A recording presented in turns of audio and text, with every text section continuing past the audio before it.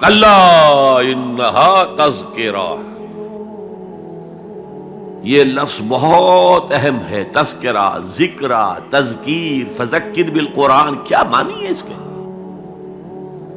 یاد دہانی صحیح ترین ترجمہ ہے، یاد دہانی.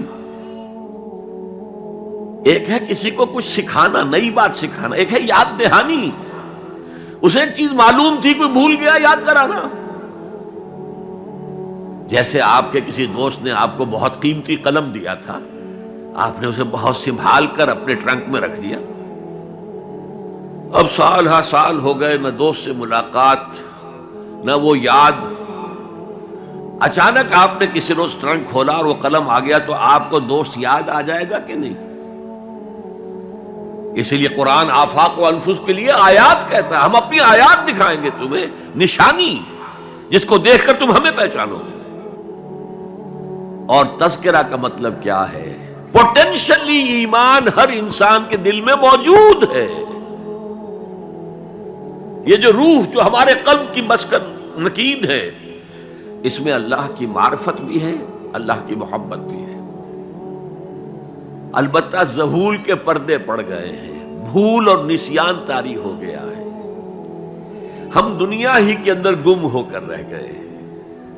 ہماری ساری دلچسپیاں دنیا سے ہیں، لہذا ہماری توجہ ہی نہیں ہے. ورنہ ہر انسان کے دل میں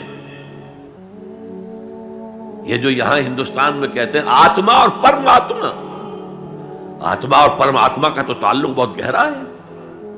ابتدا میں بنا دی گئی تھی ارواح، جب ہم سب کے سب تمام انسان آدم سے لے کر اور تا قیامت جو انسان آئے گا دنیا میں، ان سب کی ارواح پیدا کر دی گئی. اور پوچھا گیا الست بربکم قالوا بلا، یاد ہے؟ لہذا یہ تذکرہ ہے، یہ یاد دہانی ہے، تمہارے اندر موجود ہے. اللہ کی معرفت بھی موجود ہے، اللہ کی محبت بھی موجود ہے.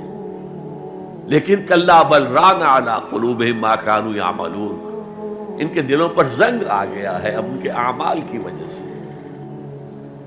شیشہ جو ہے وہ زنگ آلود ہو گیا. حضور نے فرمایا ان هذه القلوب لتصدع كما يصدع الحديد اذا اصابه الماء، ان دلوں پر بھی زنگ آ جاتا ہے جیسے کہ لوہے کے اوپر پانی پڑتا رہے تو اس کو زنگ آ جاتا ہے. پوچھا گیا فما جلاؤها یا رسول اللہ، اے اللہ کے رسول ہماری تلواروں کو زنگ لگتا ہے، ہم پالش کرتے ہیں، سیکل کرتے ہیں، وہ پھر چمک اٹھتے ہیں. تو دل پر اگر زنگ آ جائے تو اس کا علاج کیا ہے؟ دو چیزیں فرمائی، کثرت و ذکر الموت و تلاوت القرآن. دو کام کرو کثرت سے، موت کو یاد رکھو، یہاں رہنا نہیں ہے، جانا ہے. یہ ہمارا گھر نہیں ہے، یہ ہماری منزل نہیں ہے. ہمارا اصل گھر جو حضور نے فرمایا انما الدنیا خلقت لکم وانتم خلقتم للآخرہ، یہ دنیا تمہارے لیے بنائی گئی، تم آخرت کے لیے بنائے گئے ہو. اسی لیے حضور نے فرمایا کن فی الدنیا کانک غریب وعابر السبیل، دنیا میں ایسے رہو جیسے راہ چلتے مسافر ہو یا اجنبی ہو.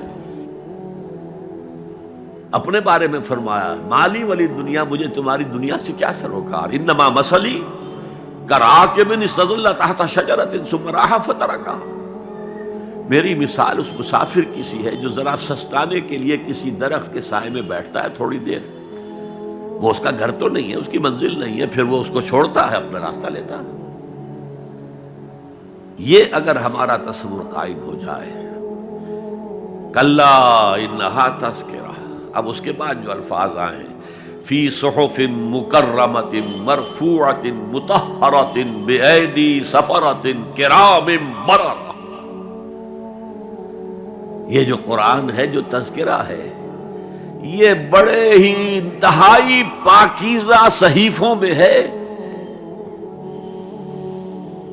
فی صحف مکرمۃ، بڑے باعزت، مرفوعۃ مطہرۃ، مرفوع بلند اور انتہائی پاک.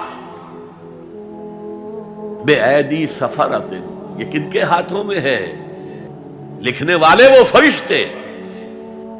بے ایدی سفرۃ کرام بررہ، جو نہایت باعزت ہے، بہت وفادار ہے اللہ کے. یعنی اصل قرآن کہاں ہے؟ لوح محفوظ میں ہے. اصل قرآن کہاں ہے؟ ابھی اگلی جو پڑھیں گے ہم، کتاب مکنون، چھپی ہوئی کتاب کے اندر ہے۔ اصل قرآن کہاں ہے؟ وَإِنَّهَا لَفِي أُمِّ الْكِتَابِ لَدَيْنَا لَعَلِيٌّ عَظِيمٌ، یہ تو اس ام الکتاب میں جو ہمارے پاس ہے، بہت بلند ہے اور بہت عظمت والا ہے۔